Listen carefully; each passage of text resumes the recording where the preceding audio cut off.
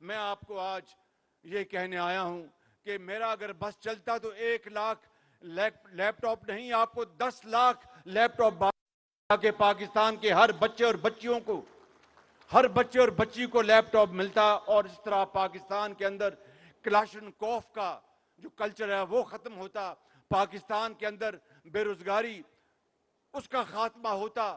لیکن اس سال جو گزرا ہے انتہائی مشکلات تھیں، بہت مشکلات تھی، چیلنجز تھے، ہماری معاش جو کہ آئی ایم ایف کی وجہ سے ہمیں دوبارہ آئی ایم ایف کے پاس جانا پڑا۔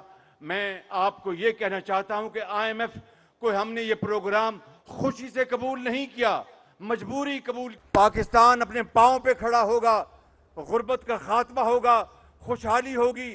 ابھی کل میں نے زراعت کے اوپر جو سمپوزیم کیا اسلام آباد کے سینٹر میں، وہ خدا کے فضل و کرم سے زراعت پاکستان کی معیشت کو بدل کے رکھ دے گی۔